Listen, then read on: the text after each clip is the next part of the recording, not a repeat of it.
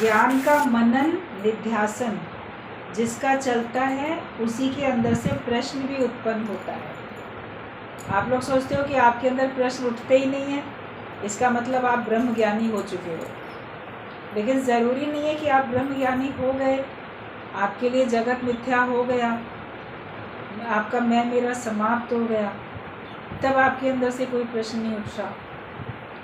लेकिन ज्ञान का मनन ही नहीं चल रहा है तो भी प्रश्न नहीं उठता। जो कुछ हम सुनते हैं उसके ऊपर गहरा अभ्यास भी और उसका मनन चिंतन भी चलना चाहिए। ये बात बोली तो कैसे बोली, उसका क्या मतलब है, ये कैसे ठीक हो सकता है। गुरु कभी बोले कि तुम भगवान हो, तो ये सुन के आप घर चले जाते हो। तो कोई तो हिरण्यकश्यप की तरह आसुरी प्रवृत्ति वाला, विरोचन की तरह मैं ही भगवान हूँ कह के उसके बाद जाएगा ही नहीं सत्संग सुनने के लिए, बैठ जाएगा अरे मैं तो भगवान हूँ। किसी का अंदर में खलबली मची कि मैं भगवान कैसे हो सकता हूँ। भगवान तो बहुत विराट है, विशाल है, उसकी महिमा उसकी शक्ति अपरंपार है, हम तो कुछ भी नहीं उसके सामने। तो आखिरकार हमको भगवान कहा तो कैसे कह दिया। तो जब मनन करोगे तब तो उसके ऊपर आपका मनन चिंतन चल के प्रश्न उठेगा ना। तब तो अगले दिन जाके गुरु से पूछोगे कि आपने कहा था कि मान ना मान तू है भगवान, तो मैं भगवान कैसे हूँ। जब मनन करोगे तभी तो, वरना गुरु ने कहा है ना मैं भगवान हूँ। एक बच्चा था, वो अपने माता पिता के साथ सत्संग में चला गया, सुन लिया कि तुम भगवान हो, अब मनन चिंतन थोड़ी बच्चे ने किया, खुश हो गया। अगले दिन स्कूल में गया, बड़े रौब से अहंकार से सबको डांटे डपटे मारे पीटे, जानते हो मैं भगवान हूँ, मैं भगवान हूँ। यही कहने लगा सारे बच्चों से, साथियों से, सबसे। किसी की सुने ही ना, अरे मैं भगवान हूँ, मैं कहीं भी बैठूँगा, मैं कुछ भी करूँगा। टीचर को लगी बड़ी हैरानी कि इस बच्चे को आज हुआ क्या। नहीं नहीं मैं भगवान हूँ।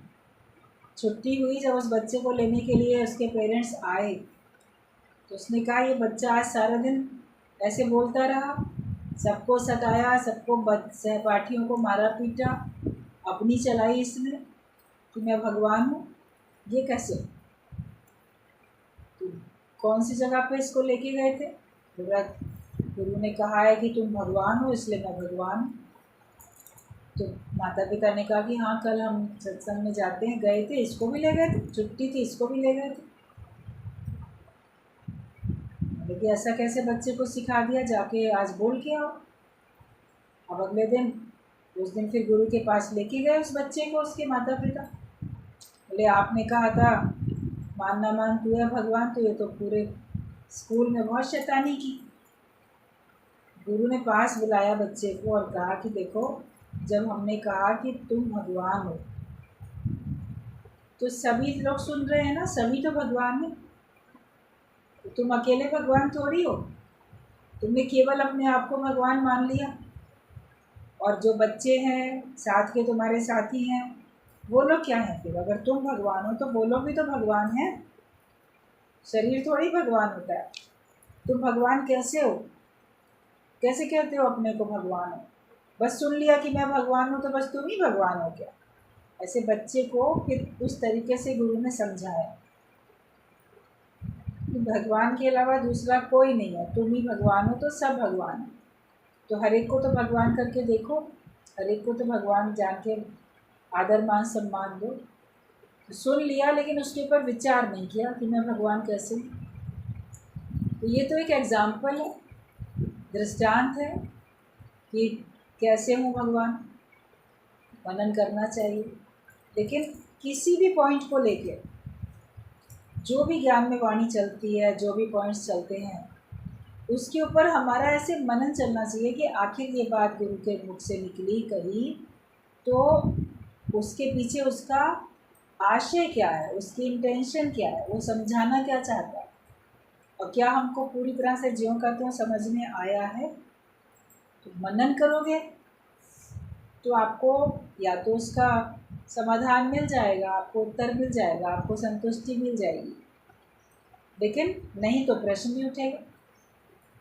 आखिरकार पूछे तो जो कुछ गुरु कहता वो द मनी इज़ यूजलेस, माया जो है मिथ्या है, बेकार है, रुपया पैसा किसी काम का नहीं है। गुरु ने कह दिया, तुम लोगों ने सुन लिया। फिर मन चलता है ना हर एक का। कैसे मनी यूजलेस हो सकती है? मनी के बिना तो काम ही नहीं चलता। तो जब मनन करते हो तो उसके ऊपर विचार चलता है। आज पैसा ना हो तो आप कुछ भी नहीं कर सकते।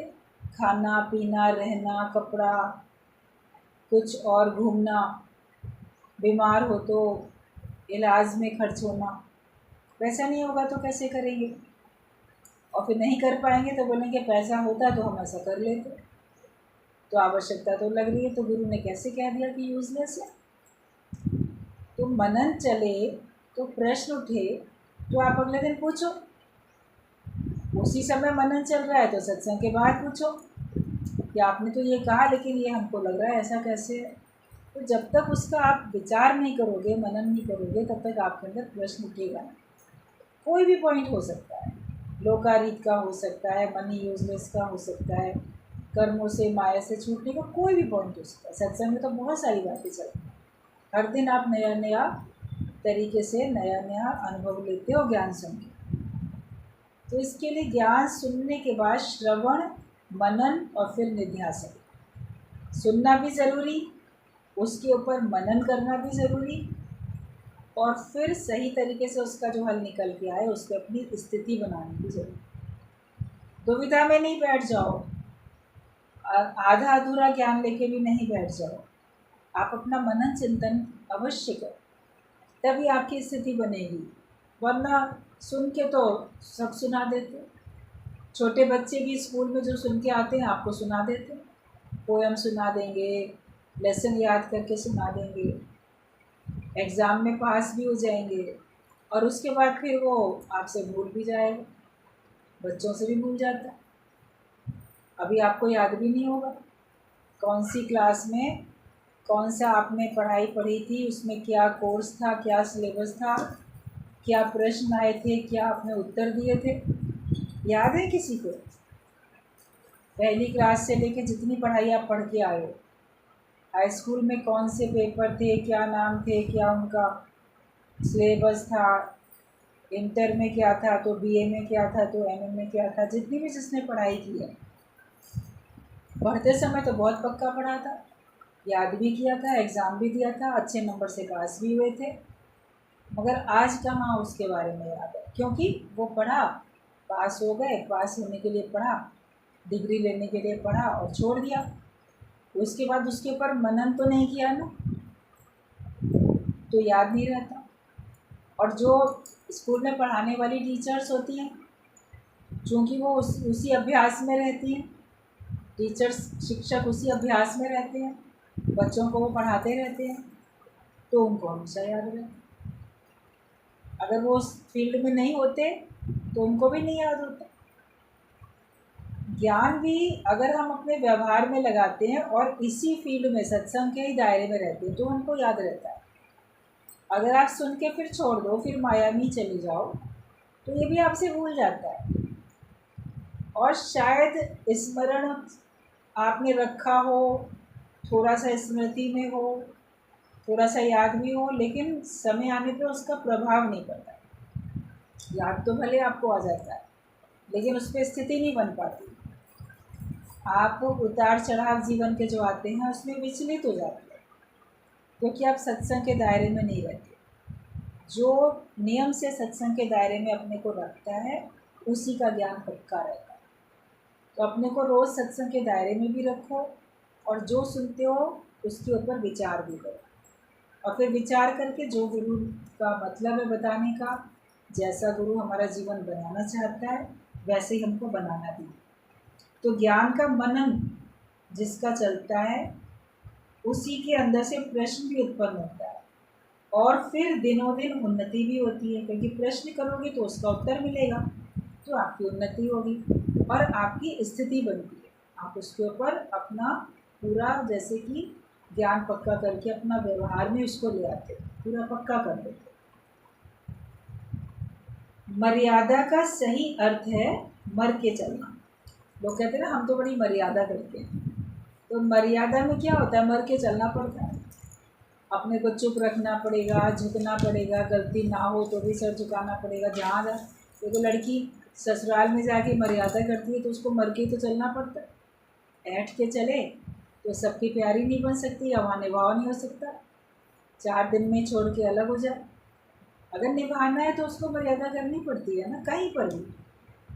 माता पिता के पास भी बच्चों को मर्यादा में रहना पड़ता है, नहीं मर्यादा करते हैं तो निभाव नहीं होता, अलग हो जाते हैं। लड़की भी लड़का भी। अभी तो आजकल तो आप देखो अनमैरिड भी हैं तो भी निभाव नहीं कर पाते और अलग हो जाते अपने माता पिता से। अपना थोड़ा बहुत पैसा कमाने लगे, गुजारा चल जाएगा जैसे तैसे भी, तो हमें इनके आगे झुकने की, इनकी आज्ञा मानने की क्या आवश्यकता है। तो मर्यादाहीन है ना व्यक्ति, मर्यादा से गिरे हुए हैं। और लोग जो सोचते हैं कि हम तो बड़ी मर्यादा कर रहे हैं, मर्यादा करके तुम्हें खुशी क्यों नहीं मिल रही है। मान लो किसी जगह पे आप कॉम्प्रोमाइज़ करते हो, मर्यादित हो, मर्यादा के कारण आपको चुप रहना पड़ता है, अपनी खुशियों का गला घोटना पड़ता है, आपको दूसरे की माननी पड़ती है। मर्यादा कर रहे हैं, लोग क्या कहेंगे ये सोच के आप अपना मर्यादा में रहते हो, तो फिर खुशी क्यों नहीं मिल रही है। मतलब सच्ची मर्यादा अभी की ही नहीं, ऊपर से की, अंदर से नहीं की। मर्यादा का अर्थ है मर के चलना। आप जीवित होके मर्यादा कर लो तो आपको परेशानी होती है, लेकिन जब अपने को मिटा के सचमुच में मैं हूँ ही नहीं, आपका अहम, आपका अहंकार जब गुम हो जाता है, वो मिट जाता है, जीव भाव मिट जाता है, उसके बाद आपकी सच्ची मर्यादा होती है। और वो मर्यादा नम्रता भाव के कारण हो जाती है, वो मर्यादा नम्रता में घुल मिल जाती है।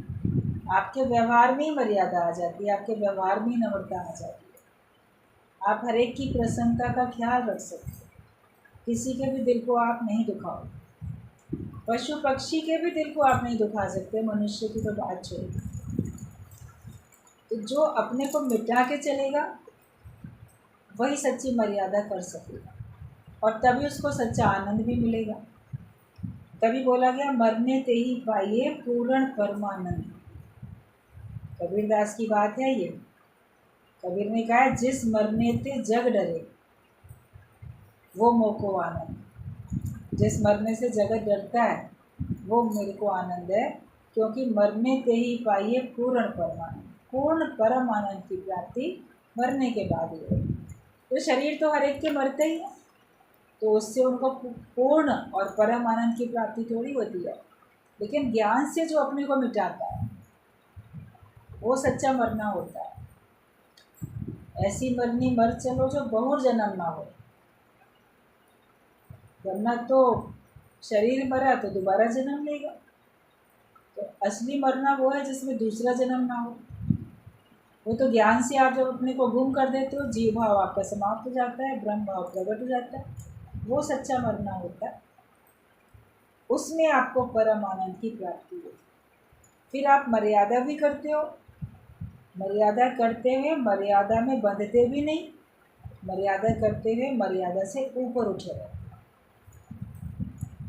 ये सबकी स्थिति बनती है, ये उन्नति है, हमारी आध्यात्मिक उन्नति है। बाहर से आप वैसे दिखाई दोगे, मगर अंदर आपकी विचारधारा, आपका भाव और उसके द्वारा आपका जो कर्म हो रहा है वो बताएगा कि आप अभी कहाँ तक ज्ञान में पक्के हुए हो, और आपका जन्म मरण अभी समाप्त हुआ कि नहीं समाप्त हुआ। तो मर्यादा का सही अर्थ समझो कि मर के चलना, मतलब कि अपने को मिटा के चलना। मैं हूँ ही नहीं, है ही भगवान। जब मैं भगवान की मर्जी में चलता हूँ, सोई ज्ञानी जीते जी मर के रहता है कि ना मैं किसी का ना कोई मेरा। ज्ञानी जीते जी मर के रहता है कि मैं किसी का नहीं हूँ, कोई मेरा नहीं है, ना किसी से उम्मीद करे और ना किसी के बंधन में आए।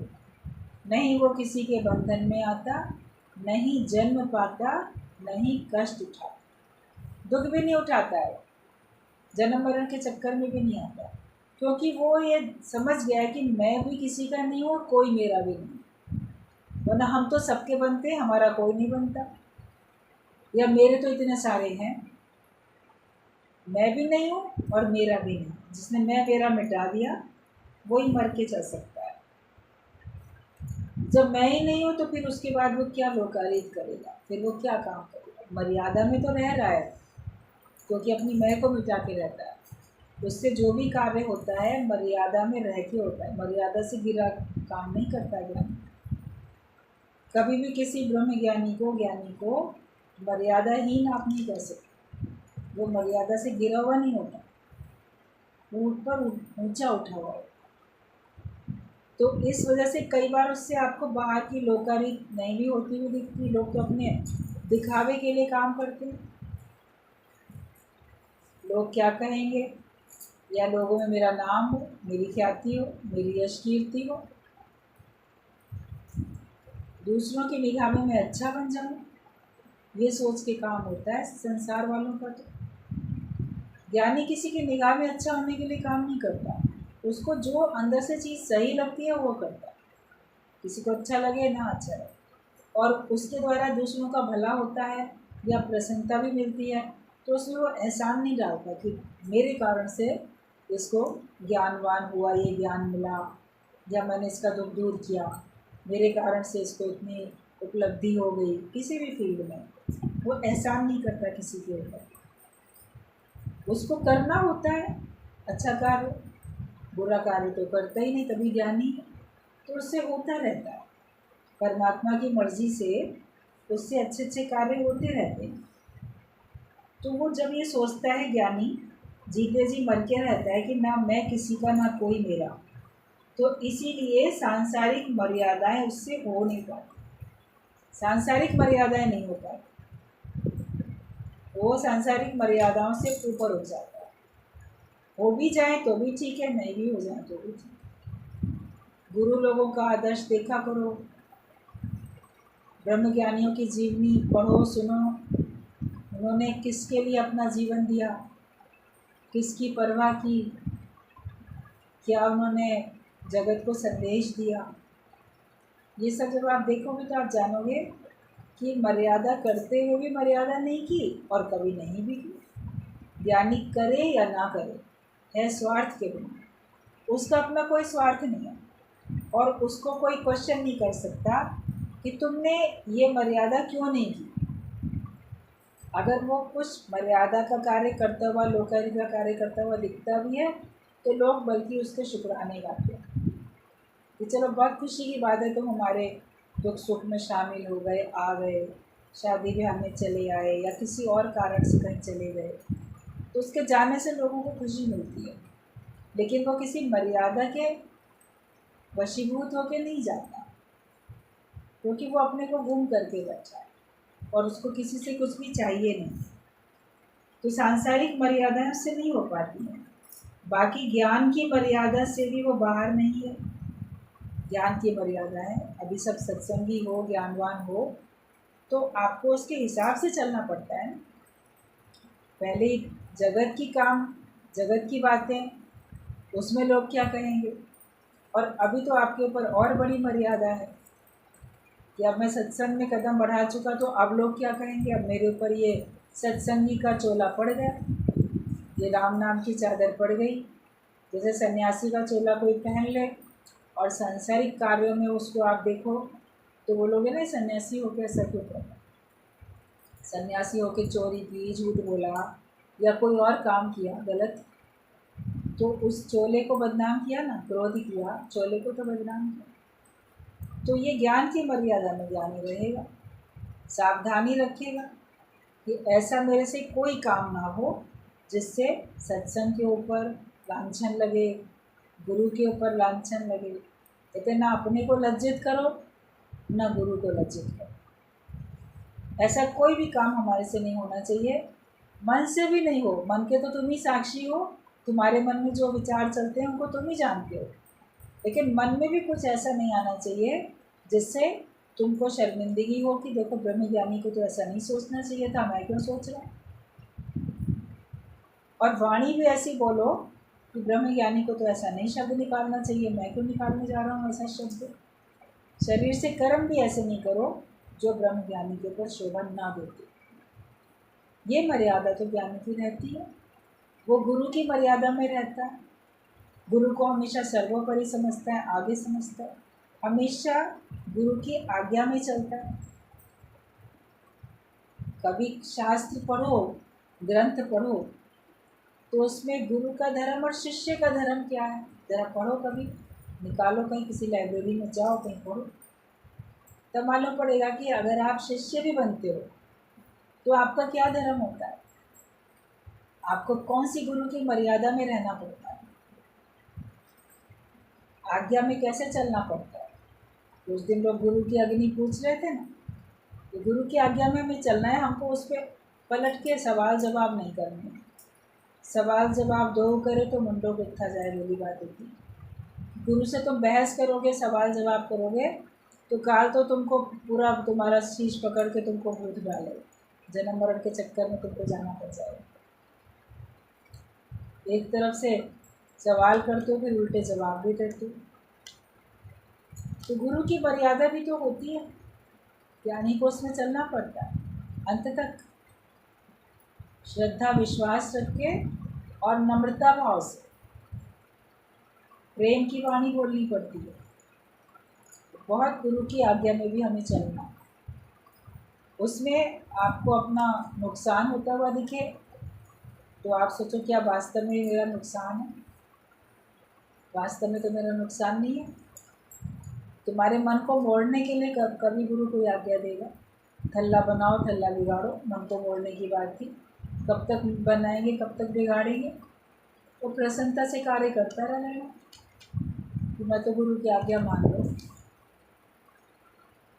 वहीं किसी को गुरु ने कहा हमारे साथ चलो, तो कब लौट के आएंगे पता नहीं है, तो उसको लगा कि चल तो पड़ा, तो सोचता है मेरे को घर में बड़े काम है, घर वाली नाराज़ होएगी या ये सुख नहीं मिलेगा, बहुत सारे कुछ कुछ पूरे संसार के काम दिख जाते हैं ना, जिस समय गुरु आज्ञा देता है चलो हमारे साथ, तो आपको दुनिया जहान के काम दिख जाते हैं। अभी ये नहीं कर सकते, अभी नहीं जा सकते, अभी ऐसा वैसा, अपना अंदर पता नहीं क्या क्या दिख जाए। तो वो कहता है कि अच्छा मैं घर में बता के आता हूँ, तब चलूँगा गुरु जी आपके साथ। चला गया तो पत्नी से कहता है ऐसा है मुझे कहीं छुपा दूँ, गुरु आएगा तो कह देना कि वो मैं हूँ ही नहीं हूँ, ताकि वो चला जाए, वो तो अपने टूर पे जाएगा ही, वो हमारे लिए रुका थोड़ी रहेगा, मैं जाने से बच जाऊँगा। तो सबको पता है ये दृष्टांत स्टोरी कि वो जाने से क्या बच पाए। तो बहुत देर नहीं आया, गुरु भी आए कि अरे उसका इंतज़ार कर रहे हैं चलना है, तो वो कहते नहीं गुरु जी वो तो यहाँ है ही नहीं। पति के कहने से पत्नी ने झूठ बोल दिया, तो गुरु भी विचार करने लगे, कहते हैं हाँ ठीक कह रही है वो है ही नहीं, कह के चले गए। अब जब उसने वो कोठरी खोली जिसमें पति को छिपा के रखा था, उसमें सब लकड़ी कंडे ये सब रखे रहते थे उस कोठरी में, वहाँ उसने छुपा दिया था। तो देखा, दरवाज़ा खोला कि चलो आओ बाहर आ जाओ, गुरु चला गया, तो देखिए अंदर तो मरा पड़ा सांप था वहाँ पे, एक सांप ने काट लिया था उसको। कई बार लकड़ी में कंडों में वहाँ सांप छिप के बैठ जाते, तो गुरु से तो उसने अपने को बचाया छिपाया, आज्ञा नहीं मानी, मगर काल से बच सका, उससे अपने को नहीं छिपा सका। हाँ गुरु की आज्ञा मान के चला जाता तो मौत टल जाए, तो गुरु ने कभी उसको कहा होगा ना चलो मैं साथ, तो उसकी मौत टल भी सकती थी। तो जो आज्ञा मानता है, मन को मोड़ने की बात है, वो मन को मोड़ नहीं सका। मन को मोड़ने में कई बार तकलीफ़ होती है, आज्ञा मानने में तकलीफ़ होती है, मान लेते हैं तो हम सदा सुख पाते हैं। तपस्या है ये, मन को मोड़ना तपस्या है। मर्यादा, सत्संग की मर्यादा, ज्ञान की मर्यादा, वो हमारे लिए बहुत ज़रूरी है। तो ज्ञान की मर्यादा से ज्ञानी बाहर भी नहीं है। भय विच अग्नि भय विच पवन, सब भय में ही है, मतलब कोई ऐसे भयभीत नहीं हो रहा है, मर्यादा में है। जैसे अग्नि, पवन, प्रकृति, वो भी सब परमात्मा के हुक्म से, इशारे से, उसके भय में चल रही है। जब उसकी आज्ञा में, उसके इशारे में, उसकी मर्यादा में चल रही है। घर में आपस में आपका प्रेम है अपने परिवार वालों से, तो उसमें उनकी आज्ञा में चलते हो, और भय इस बात का रहता है कि कहीं ये नाराज़ ना हो जाए, पूछ के काम करें वरना नाराज़ हो जाएगा। तो वो कभी कभी वो नाराज़गी की जो परवाह होती है, तो वो मर्यादा और प्रेम के कारण भी होती है, किसी दबिश में नहीं होती है। अपने मन को घुटन में लाके कोई नहीं करता, लेकिन उसको इस बात की परवाह होती है कि कहीं ये नाराज़ ना हो जाए, वो भय रहता है। तो इस भय में प्रेम बना रहता है, इस भय में प्रेम बढ़ता भी है। तो गुरु से भी ऐसा भय हो जाता है कि कहीं गुरु हमसे नाराज़ ना हो जाए। सारे जगत की नाराज़गी हम सह सकते हैं, लेकिन गुरु की नहीं। तो गुरु रूठे नहीं ठौर। अगर हम गुरु को ऐसा काम करें वो हमसे रूठ जाए, नाराज़ हो जाए, फिर तो हमको कहीं ठौर मिलने वाला है ही नहीं। जो इस बात की परवाह करता है, इस भय में रहता है, तो फिर वो ज्ञान की मर्यादा में रह पाता है, वरना वो ज्ञान की मर्यादा में रहते ही नहीं। कोई भी काम करो, पूछ के करो, बता के करो, अपने ऊपर किसी को रखो कि मेरे सर पे मेरे गुरु का हाथ है और मेरी सारी खबर भी उसको होनी चाहिए, तो फिर आप देखोगे आपकी उन्नति होती है। तो ये संसार में प्रकृति भी भय में चल रही है, मतलब मर्यादा में ही चल रही है। तो सारी प्रकृति ही उस निराकार के भय में है। स्वयं सागर भी मर्यादा के अंदर है। अगर वो मर्यादा छोड़े तो सारे शहर को डुबो दे। समुद्र है, समुद्र किनारे शहर बने रहते हैं, तो जहाँ जहाँ समुद्र हैं तो उनके किनारे सब शहर बने हुए हैं। नदियों में तो बाढ़ आती है, और गांव के गांव और सब शहर डूबने भी लगते हैं उनकी बाढ़ से। तो सारी नदियों का पानी तो समुद्र में जा रहा है लगातार, बरसात भी उस पर पड़ रही है और नदियों का पानी भी जा रहा है।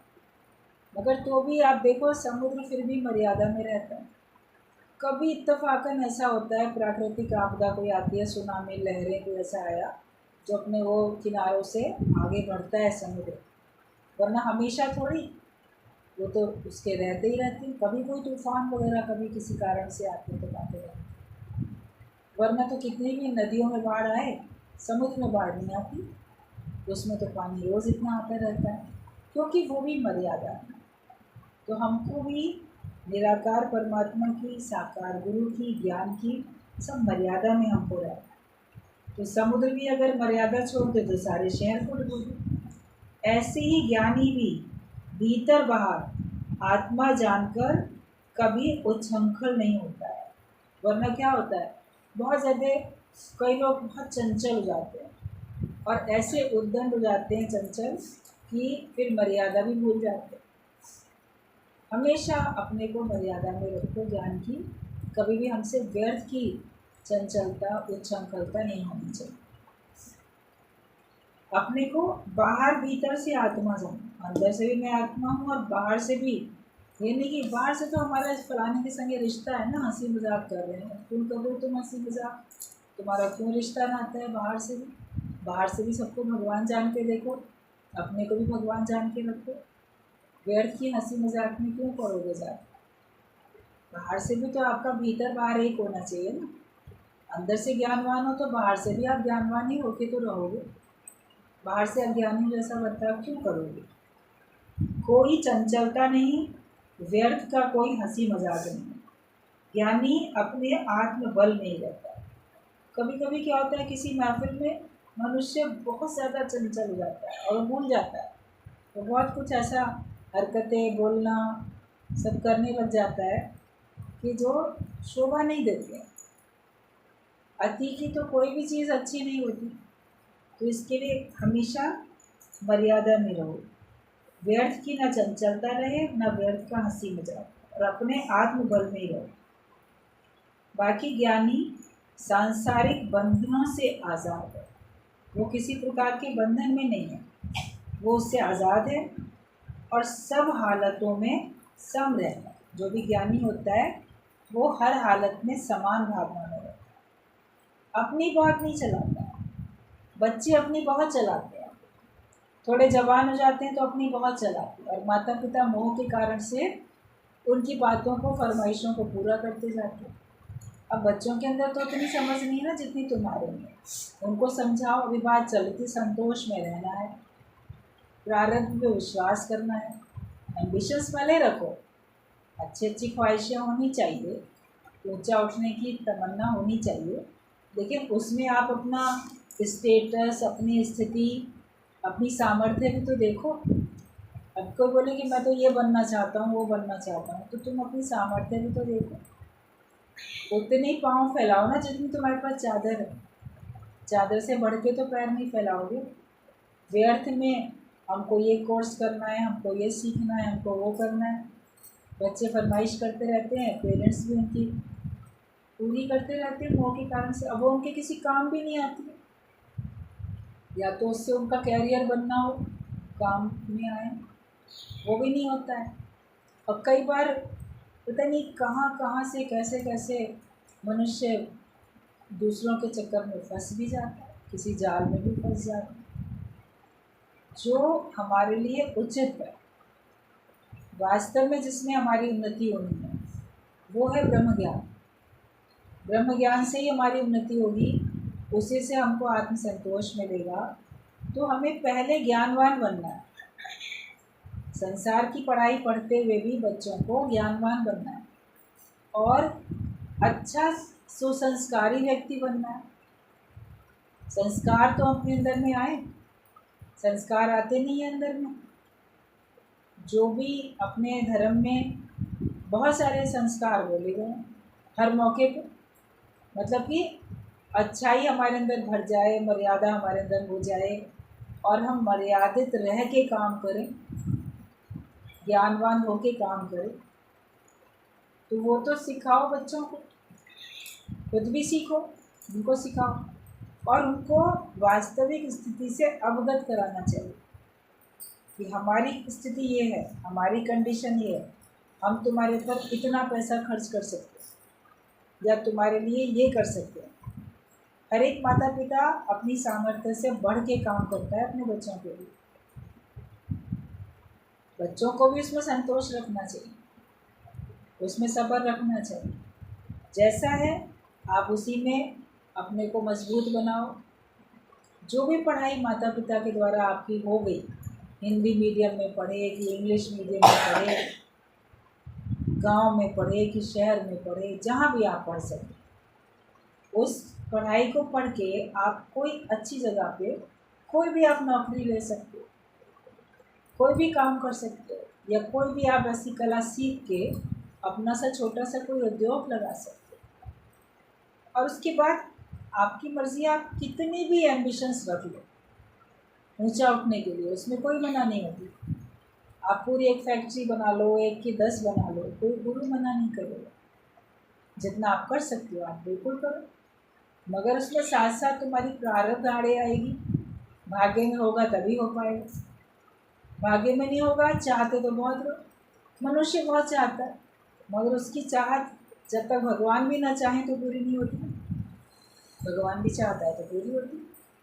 चाह रखनी कोई गलत नहीं, इच्छा रखनी कोई गलत नहीं, लेकिन संतोष भी रखो। जितना चाहा उतना नहीं मिला तो उसमें संतोष रखो।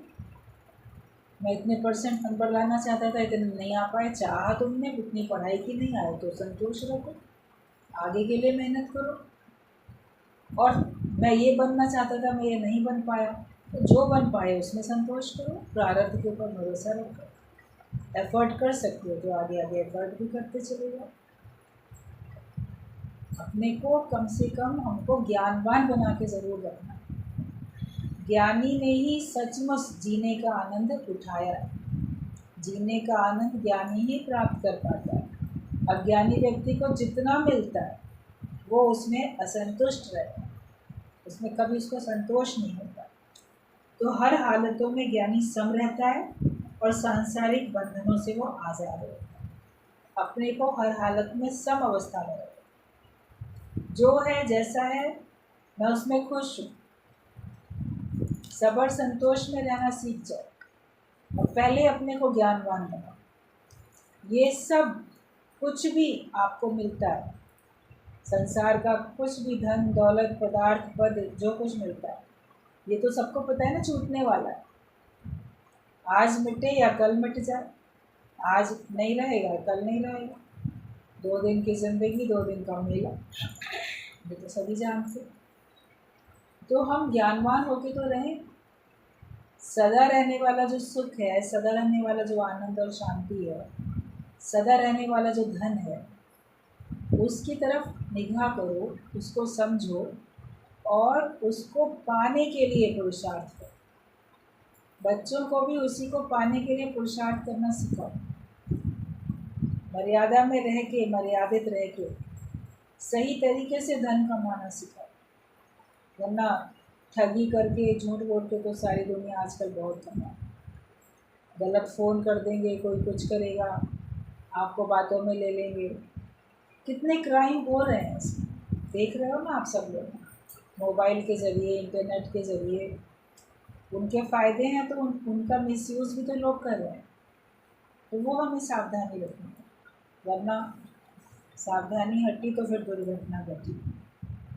सब हालत में हमको एक समान रहना, बंदी जोड़े में समान रहेंगे तभी हम ज्ञानवान बनेंगे। और भगवान ने ये दर दिखाया है तो हमको ज्ञानवान होने के लिए भी ज्ञानी होके रहे।